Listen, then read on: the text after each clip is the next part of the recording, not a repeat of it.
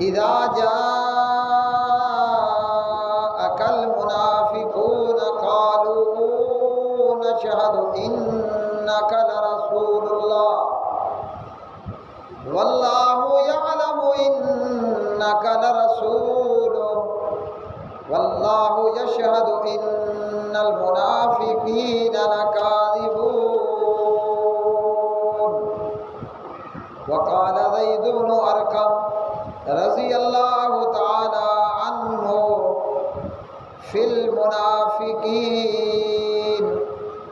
كانوا رجالا اجمل شيء رواه البخاری اللهم صل على محمد وعلى آل محمد كما صليت على إبراهيم وعلى آل إبراهيم إنك حميد مجيد اللهم بارك على محمد وعلى آل محمد كما باركت على إبراهيم وعلى آل إبراهيم إنك حميد مجيد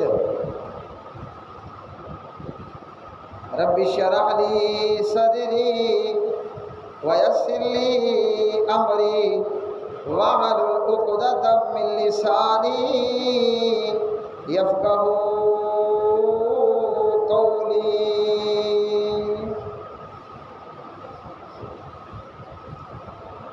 ہر قسم کی حمد و ثنا اللہ مالک العالم ذوالجلال والاکرام کے لیے، بے شمار درود و سلام نبی مکرم رسول معظم محمد مصطفیٰ احمد مجتبیٰ محمد الرسول اللہ صلی اللہ علیہ وسلم کی مبارک ذات پہ۔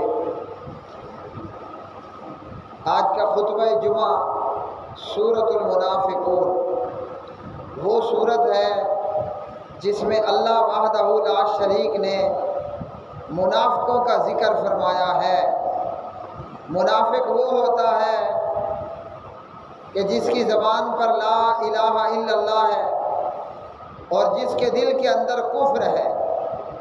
منافق وہ ہوتا ہے جو سامنے نظر آنے میں کچھ ہے اور اندر کھاتے وہ کچھ اور ہوتا ہے۔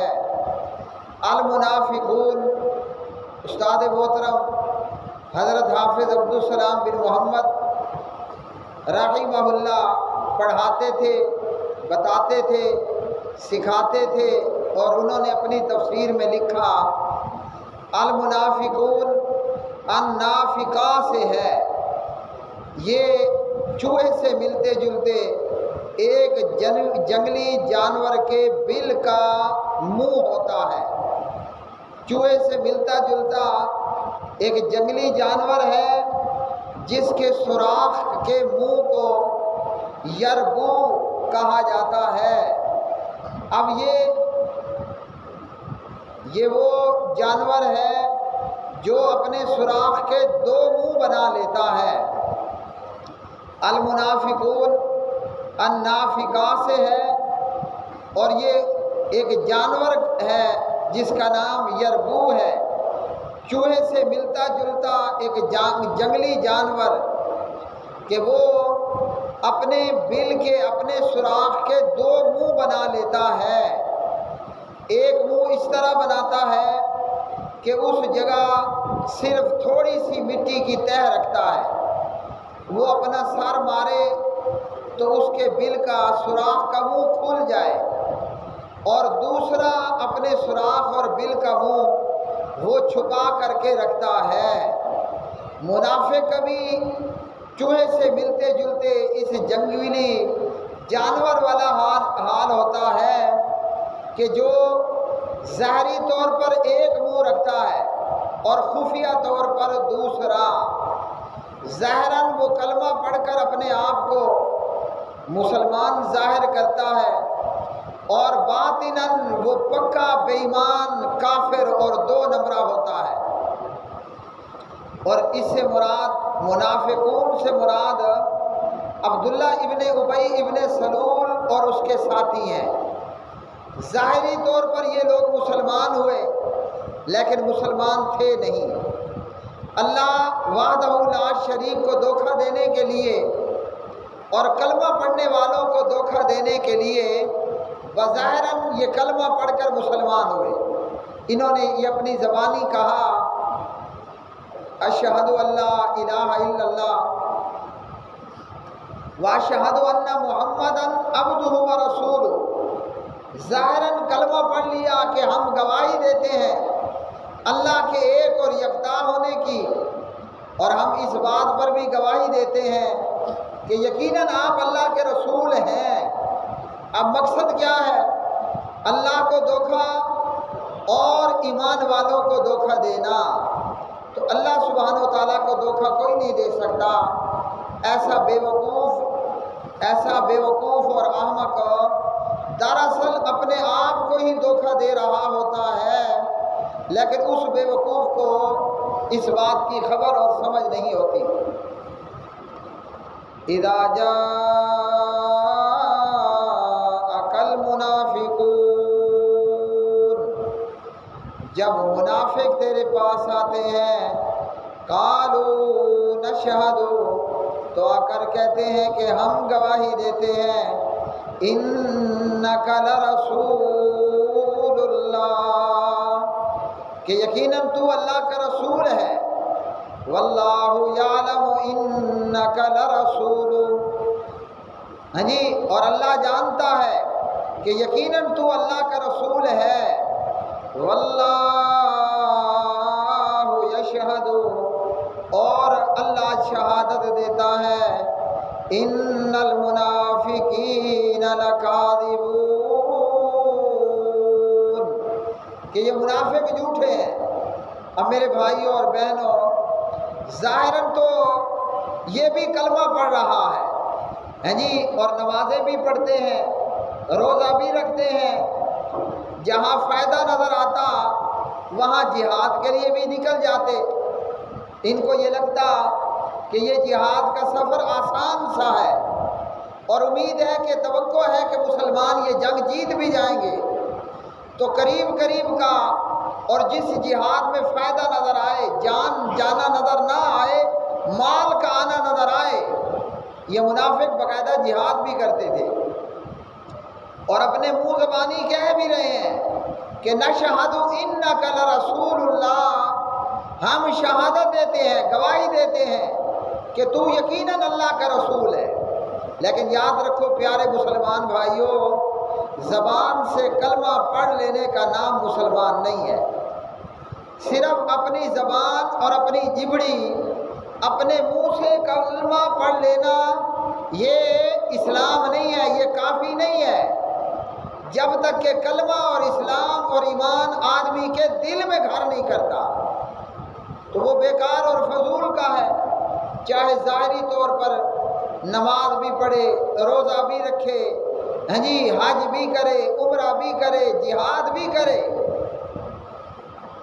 اگر اس کا دل صاف نہیں ہے، دل میں ایمان اور اسلام نہیں ہے، تو پھر بیکار ہے اور پھر فضول ہے۔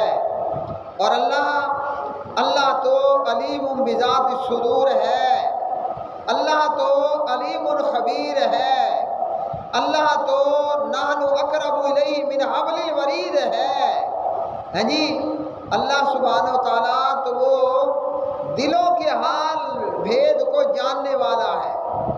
کوئی بندہ اپنے منہ سے، اپنی زبان سے، اپنے ظاہری قد و کاٹ سے لوگوں کو تو دھوکہ ضرور دے سکتا ہے، لیکن اللہ کو دھوکہ دینا یہ ناممکن ہے، مشکل نہیں بلکہ اللہ کو دھوکہ دینا یہ ناممکن ہے۔ کوئی بھی اللہ کو دھوکہ نہیں دے سکتا۔ لوگ لوگوں سے فراڈ کر جاتے ہیں، اور فراڈ کرنے کے لیے لوگ اپنے چہرے بڑے خوبصورت بنا لیتے ہیں، ہاں جی، لوگ اپنی گفتگو، اپنا کلام بڑا مزین کر لیتے ہیں، ایک نہیں بیسیوں لوگوں کو دھوکہ دے دیتے ہیں، اور آدمی کا پتہ تب چلتا ہے اللہ اکبر اللہ اکبر۔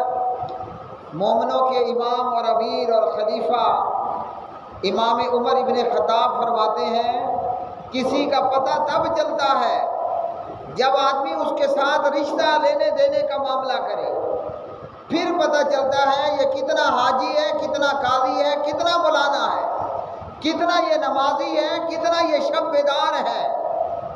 ہاں جی، جب آدمی کسی بندے کے ساتھ کاروبار اور تجارت کرتا ہے، لین دین خرید و فروخت کا، باہمی تجارت و شراکت کا معاملہ کرتا ہے، کسی کو اپنا کاروباری شریک بنا لیتا ہے، پھر پتہ چلتا ہے کہ بندہ کتنا حاجی، کتنا قاضی، کتنا نمازی تھا۔ ظاہری صورت تو بندہ دیکھے، سبحان اللہ سبحان اللہ جی۔ ہاں جی، آدمی کا پتہ چلتا ہے جب بندہ کسی بندے کے ساتھ سفر کرے، ٹریول کرے، پھر معلوم ہوتا ہے کہ یہ کتنا نیکوکار بندہ ہے، کتنا اللہ کا ولی ہے، کتنا بزرگ ہے۔ یہ تو انسانوں کا معاملہ ہے، لیکن اللہ سبحانہ و تعالیٰ وہ تو جانتا ہی جانتا ہے کہ وہ کیا ہے اور کیا نہیں ہے۔ اللہ اکبر۔ بہرحال اب یہ جو منافق لوگ ہیں، ان منافقوں کا وجود کیسے ہوا؟ آخر منافق کیوں پیدا ہوئے اور کیا وجہ تھی کہ منافقوں نے منافقانہ رویہ، عقیدہ اور صورتحال اختیار فرمائی؟ سب سے پہلے تو یہ ہے کہ اللہ وحدہ لا شریک نے نا قرآن مجید فرقان حمید کی بہت سی آیات بینات کے اندر منافقوں کی منافقت کو اور منافقانہ خصلت کو بیان فرمایا ہے۔ پہلی بات تو یہ ہے۔ دوسرا یہ ہے، اللہ نے قرآن مجید میں منافقوں کی بہت ساری علامات اور نشانیوں کو بھی بتایا ہے، اور یہ جو مقام ہے المنافقون، سورۃ المنافقون، یہ مدنی سورت ہے۔ یہاں اللہ نے خاص کر منافقوں کا معاملہ بیان فرمایا۔ اچھا، یہ سورت مدنی سورت ہے، اس سے ہمیں ایک بات یہ بھی خبر ہوتی ہے کہ جو منافق تھے وہ مدینے میں پیدا ہوئے، یعنی منافقوں کا جو وجود تھا وہ مدینے میں پیدا ہوا۔ اللہ اکبر اللہ اکبر۔ اور نبی رحمت علیہ الصلوۃ والسلام نے بھی اپنی احادیث کے اندر منافقوں کی علامات کو، ان کی خصلتوں، ان کی عادات کو بیان فرمایا۔ اچھا، جب نبی پاک علیہ السلام کا دور دوری تھا اور وہی نازل ہوتی تھی تو پیارے نبی علیہ الصلوۃ والسلام نے حضرت حذیفہ بن یمان کو رضی اللہ عنہ اور دیگر صحابہ کو باقاعدہ منافقوں کے نام بھی بتا دیے، فلانا فلانا منافق ہے۔ اللہ اکبر۔ اب یہ ہے، اللہ ہی بہتر جانتا ہے کون عقیدے کا منافق ہے، زبان پر کلمہ ہے اندر کافر ہے۔ اور یہ کہ نبی رحمت علیہ السلام نے منافقوں کی علامات ضرور بتا دی ہیں، تو ہمیں اب کرنا کیا ہے؟ نہ ہم اپنے آپ کو خالص منافق بننے دیں، نہ اپنے اندر منافقانہ علامات پیدا ہونے دیں۔ ہمیں چاہیے کہ ہم اپنا محاسبہ کریں، غور و فکر کریں، دیکھیں، میں یہ سوچوں سمجھوں، اپنے گریبان میں جھانکوں، کہیں میرے ایمان کے ساتھ منافقت کی ملاوٹ تو نہیں ہے، میں دیکھوں کہ میرے اعمال میں کہیں منافقانہ علامات اور علامات تو موجود نہیں ہے۔ ہر ایک بندے کو کیوں دیکھیں؟ کیا وجہ ہے؟ اس لیے کہ اللہ نے کل قیامت کے دن منافق کو جو عذاب دینا ہے وہ کافر سے بھی زیادہ ہوگا۔ معلوم ہوا اللہ کافر پر اتنا غصہ نہیں ہوتا جتنا اللہ منافق پر غصے ہوتا ہے۔ وجہ یہ ہے، کافر تو ہے ہی کافر، اس کے منہ پر بھی کفر ہے، اس کے سینے میں بھی کفر ہے، اور منافق وہ مصیبت باری بلا ہے۔ اب یاد رکھو کہ جس کا منافقوں سے واسطہ پڑتا ہے نا، وہ جانتا ہے کہ منافق کتنا دکھ اور درد پہنچانے والا ہوتا ہے، لیکن اللہ ہی بدلے لینے والا ہے، اللہ ہی سزا دینے والا ہے۔ وہ نبی رحمت ہی جانتے تھے اور حضرات صحابہ رضوان اللہ علیہ مجمعین کہ منافق لوگ کس طرح مسلمانوں کو، اللہ اور اس کے رسول کو ایذا اور تکلیف پہنچایا کرتے تھے۔ تو معلوم کیا ہوا، جس کو منافقوں سے واسطہ پڑتا ہے وہ جانتا ہے کہ یہ دو منہ والی بلا کتنی خطرناک ہوتی ہے۔ اللہ اکبر، اللہ اکبر۔ تو سورۃ المنافقون کے اندر بھی اللہ نے منافقوں کا ذکر فرمایا۔ تو ہم دیکھتے ہیں کہ یہ منافق پیدا کیوں ہوئے اور کب ہوئے اور کیسے ہوئے۔ نبی رحمت جناب محمد الرسول اللہ صلی اللہ علیہ وسلم ابھی مکی زندگی میں تھے، مکہ میں رہائش تھی، ہجرت نہیں کی تھی۔ تو یثرب سے اوس اور خزرج کے کچھ لوگ بیت اللہ حج کرنے آئے مکہ، اور وہاں یثرب کے اندر جس کا نبی رحمت علیہ السلام کی تشریف آوری کے نام، تشریف آوری کے بعد جس کا نام مدینہ طیبہ، مدینہ طابہ ہوا، وہ مدینہ المنورہ ہوا۔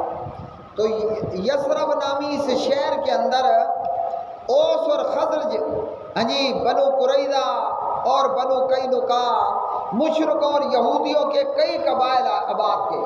کہاں پر؟ یثرب کے اندر۔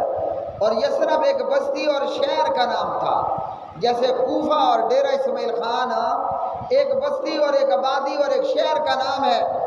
اب یہاں بھی مختلف قومیں آباد ہیں، تو یثرب کے اندر مشرکوں اور یہودیوں کے مختلف قبیلے آباد تھے، اوس ہو، خزرج ہو، بنو قریظہ ہو، بنو قینقاع ہو۔ تو پیارے نبی علیہ السلام کی تشریف آوری سے پہلے اوس اور خزرج کے درمیان میں جنگیں ہوئیں۔ ان جنگوں میں ان دونوں قبیلوں کے بڑے بڑے سردار مارے گئے، اور پھر ان کے اندر صلح صفائیاں ہوئیں۔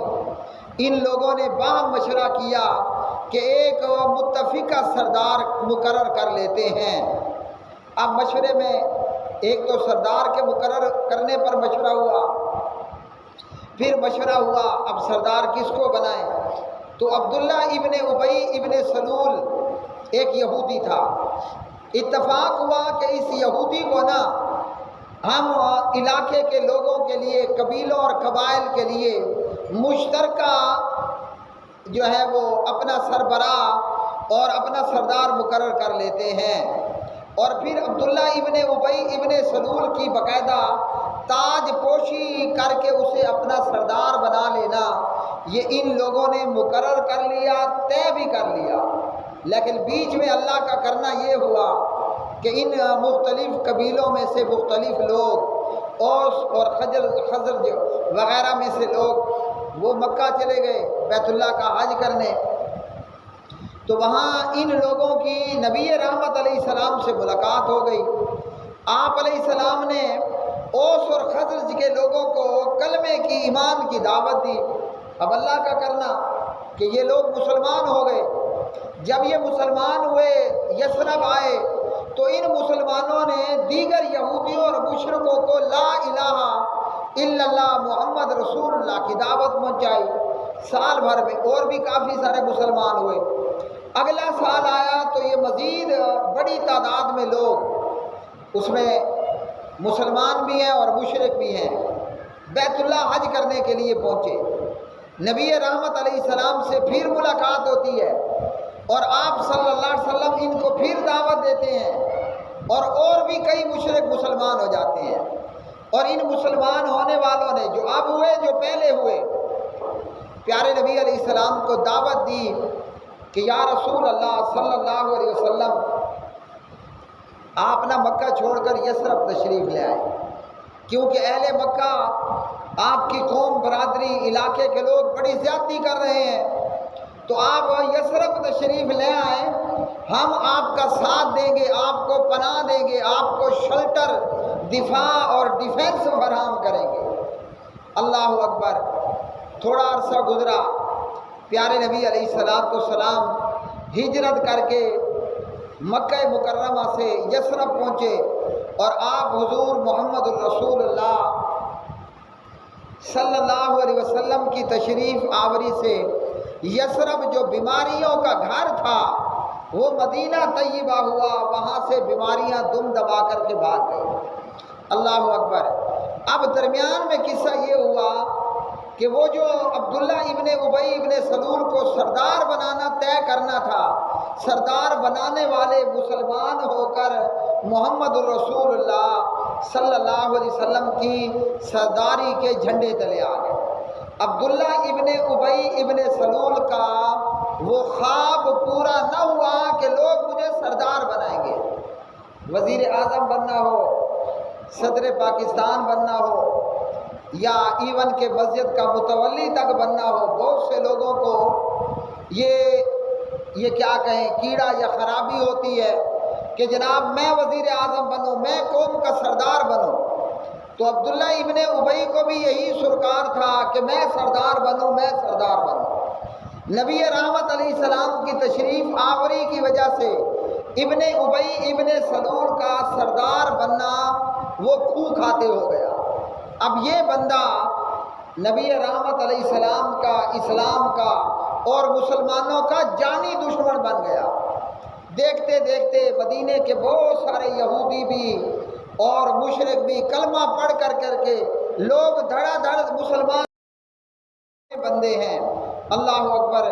تو عبداللہ ابن ابی نے جب دیکھا کہ اب کافر رہنے میں نقصان ہے، تو وہ ظاہری طور پر عبداللہ ابن ابی ابن سلول اور اس کے کچھ ساتھی مسلمان ہو گئے۔ ظاہری طور کا مطلب یہ ہے انہوں نے کلمہ تو پڑھ لیا لیکن اندر کافر تھے۔ اب کیوں انہوں نے کلمہ پڑھا؟ انہوں نے کلمہ اس لیے پڑھا کہ اگر ہم کافر رہتے ہیں تو کوئی فائدہ نہیں ہے۔ کلمہ اس لیے پڑھا کہ مسلمانوں کو اللہ سبحانہ و تعالیٰ فتوحات عطا فرمانے والا تھا۔ ان لوگوں نے دیکھا کہ مسلمانوں کا ٹولہ جماعت بہت بڑی ہو گئی ہے، اب اس بڑی جماعت کو بڑے بڑے پیسے آئیں گے، مال غنیمت آئے گا، تو اگر ہم کافر رہے تو ہمارے پلے کچھ نہیں ہے۔ عبداللہ ابن ابی ابن سلول نے اپنے ساتھیوں سے کہا ایسا ہے، فی الحال مصیبت ہے، وقتی طور پر کلمہ پڑھ لیتے ہیں، مسلمان ہو جاتے ہیں، ہوں گے ہم کافر۔